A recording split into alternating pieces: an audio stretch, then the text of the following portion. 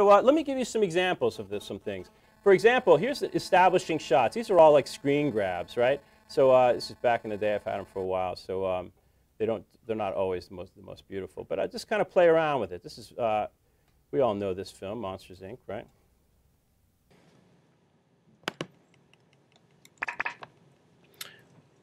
Take a look at this establishing shot. It's stuttery, but don't worry.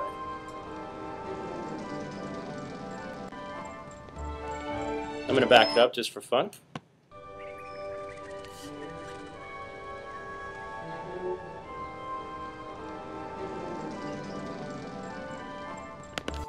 When are we? Actually, where are we? Where are we? City, fall. Why fall?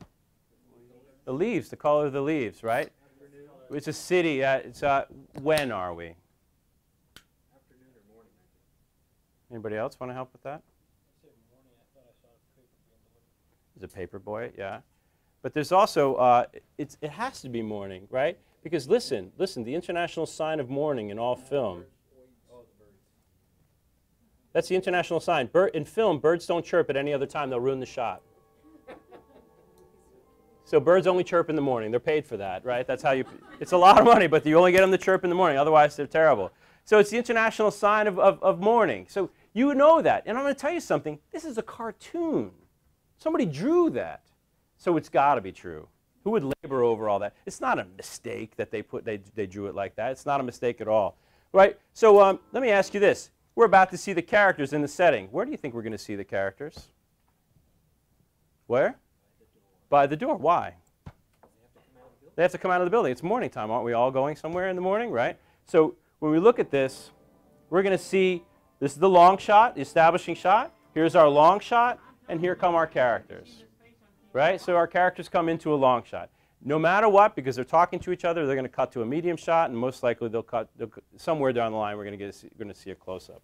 I'll show you another one just real quick. Check out this one. Same movie, but a different type of shot. And there's a couple variations of what I'm talking about here.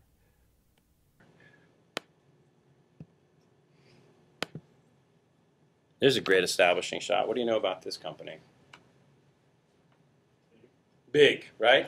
Very big. It's a very big company because look at the size of those cars.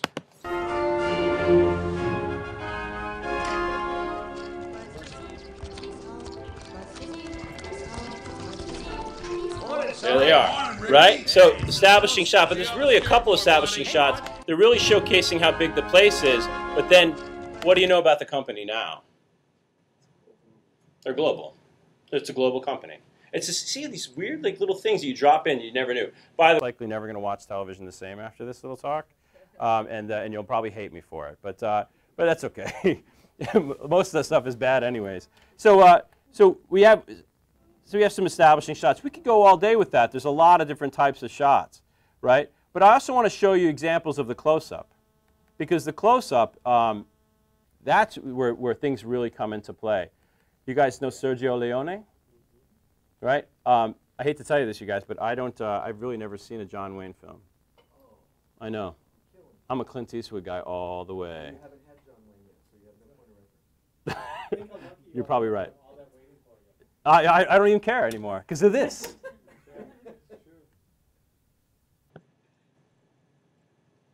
This short cigar belongs to the man with no name. This long gun belongs to the man with no name. This poncho belongs to the man with no name. Bingo! Heard you wanted to see me.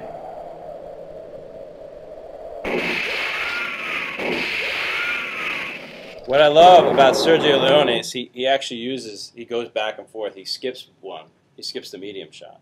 He goes extremely long to extremely close. And what's really powerful about that is when he gets down to here, right? He gets down to this like dirty sort of look on his face, right? This beady eyes. You don't like people laughing. It's the crazy idea you're laughing at him. Now, if you apologize like I know you're going to, I might convince him that you really didn't mean it. I love this. Watch his eyes. What's he looking at? He's looking at the spit. he's like, if somebody spits, he's like, how dare you? You know, like, I must kill you now, right? That's why, Johnny, right there. That's why I know John Wayne for me. It's all about this guy. He looks all over the place. And then, so you get those close-ups. Sergio Leone is amazing at the close-up. He's amazing. So here at a very famous picture, a famous movie. That's not good. We never want that to happen. Let me just do this. Anybody see? There you go. Let's just use 7. What was this called? The movie called Abdominals or something like that? I thought it was desaturated. Yeah, exactly, exactly. So this is a great movie for this, just to kind of talking about the close-up. I love it. He steps right into the close-up. So obviously this other character. So I don't know if you remember this scene. He's like, by the way, we're coming to kill you. You should give up, right? And so they basically start going all the way over here to where he starts thinking about it, right? He's like, you better choose your words carefully. And of course, when you choose your words carefully, you must be in a close-up. Because here you are choosing your words, right? It's important. You can't see him thinking without his face. No, yeah, you only think in a close-up shot of your head, right? So he's able to kind of look up. He sees this world. Right? We could analyze this. Now he's in really deep thought. The extreme close-up. Now, obviously, you would never use the extreme close-up in pretty much any educational piece, would you? Unless it's a gun, of course. But you could think of a lot of different ways. But the extreme close-up, all you think about is what he's thinking about. You are really intimate with what's going on right here, right? Because you are so close. So using those shots, and of course, you have a really beautiful laid out shot. You have your characters in the center and all that. So you can see in almost anything we look at, we see these 4 types of shots. We always establish the scene, we show the character in a long shot, and then we show the character in a medium shot to get character detail, and then close-ups for attention, right? Intimacy. So what I want you to do is I want you to think for a second about where you've been today. What have you seen today, like in the areas that we are, and what story could you tell using just 4 shots? What story can you tell about your experience, maybe some fictional experience, using those 4 shots? And so I have something that's called what? Anybody know what these are? Storyboards. We use them all the time.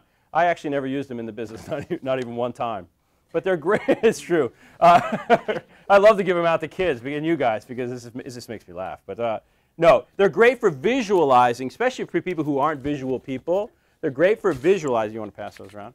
Just grab one and pass it on. And what I want you to do, is I want you to come up with those 4 shots. The establishing shot. I'll back up to that slide, by the way. The establishing shot, the long shot, the close-up. Establishing, long shot, medium shot, close-up.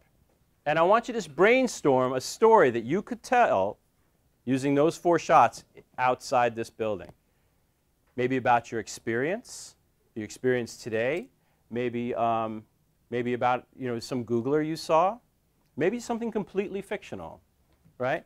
So take a second to kind of write something down and draw it out. I know some of you are like, I am not an artist, Mr. Sill, and I don't want to do that. I will not be testing you. I will not be showing this to anybody. I want you to have it as a reference, right? All right?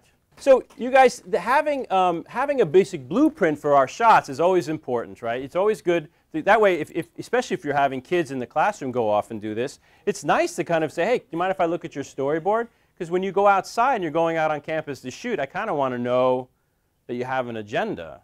In addition, it's also a great place to check off that you got that shot. Got it, got it, got it, got it. So that way, it's always very nice to kind of plan that out. Listen, I'm not the kind of guy that wants you to draw the most beautiful storyboard in the world. You could totally draw, stick figures for all I care, as long as you visualize what the thing is. The only problem I think with kids is that they'll just draw a stick figure for a long shot, a stick figure for a medium shot. And so it's the same shot for all, and you're like, you know what you're going to do? You're going to go out and you shoot everything in a long shot like that kid in that skate park. And that's usually what ends up happening, right? So you always want to kind of keep an eye on that as you're planning this out. Well, next thing we want to talk about is the framing of the shot. The framing of the shot is very important because we see this a lot. And there's a few things to remember. We borrow the rule of thirds from photography. You know, the rule of thirds is about the placement of the shot. Typically, we think everything belongs in the middle. We do. And you know what? You can do that. That's fine.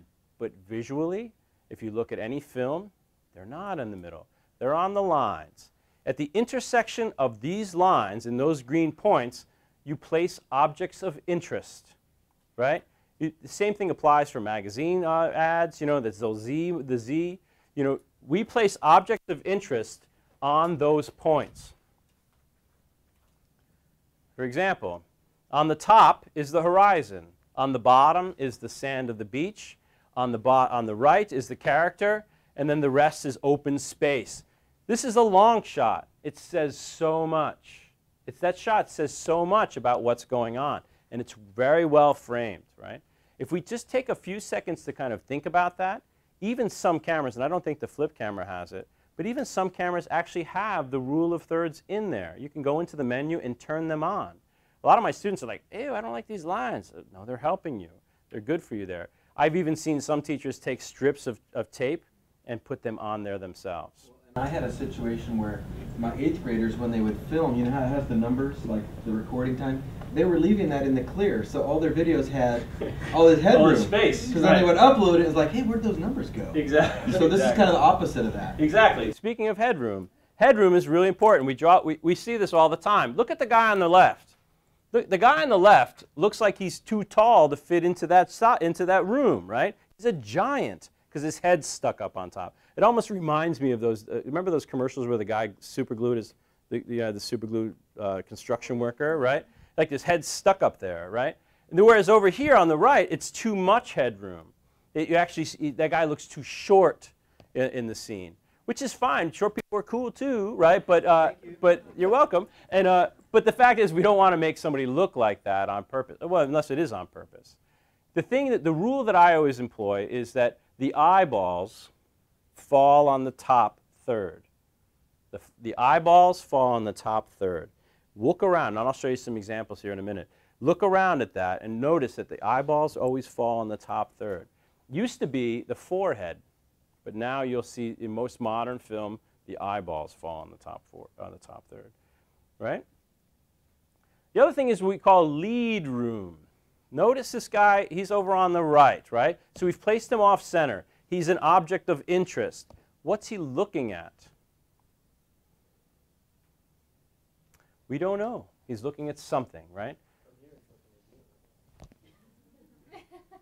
Right? The thing, you're right, but he might be looking off screen at somebody. Who's he looking at? Do you have any idea? Yeah, we can fill that gap in for anything, right? You know what that does when you have something like that? You have the audience fill that information in themselves. You're actually getting the audience to become involved in the shot or in the picture. When you look off like that, we fill in that space. You know, there's films, and this is a tad bit complicated, but there's films, and in film, when we're too close to somebody, we call that a restricted narrative. You know what? You ever seen Lost? Any Lost fans? Yeah, raising your hand proud. I am too. None of you are Lost fans, so you probably don't know. So the rest of you. We would know in Lost fans at the beginning almost every show started with an eyeball. And they are taking the opposite approach. They know you as a viewer, and they say, restrict the narrative. Whose eyeball is that? When is that? Am I in the past? Am I in the present? Am I in the future? Am I on the island? Am I in the city? Is that Jack? It's always Jack. You know? And so we literally, and I'd see the shot, and I'm like, ooh, I just get all excited, right? Because like my head is literally, I have the whole show in my mind, right? I'm like, I can't wait. And everything is like is just a reveal, right? Restricted narrative. You know, you don't want to do it twice. If you're not good at this, don't do that. All right, you're just going to look silly, right? But some of you, you know, you guys have been doing it a lot. You know to kind of play around with that, right? Yeah, basically. You ever seen Cloverfield? You ever seen the movie Cloverfield? Come on, J.J. Abrams. Thank you. Cloverfield is amazing. Do you ever see the monster? Like once or twice. The whole movie's about a monster attacking New York, but you never really see it, right? Well, number one, because I'm sure it's saved on production costs, but two, it's You imagine what the monster is. You ever see the new release of Godzilla? Right, you're rolling your eyes because you saw the monster and you hated it. Right? J.J. Abrams knew if you don't show the monster, you make up the monster. It's throwing heads like it's Statue of Liberty heads down the street. It must be awesome, right? So this is basic idea. So lead room helps establish some parts of that. Let's take a look at this. You know, because when we talk about spacing and things like that, we also refer to the interview. That's probably one of the most important elements of what you're going to be doing in here. You know, you're most likely going to be interviewing somebody, the teacher, and I always like to refer to him as the authority, like a scholar, or a witness, a kid who's done it, a kid who's in the class, a kid who's experienced the lab, right? The authority, the teacher, the scholar, something like that, and then the witness. We're always going to be interviewing them, and so we always want to kind of think about that.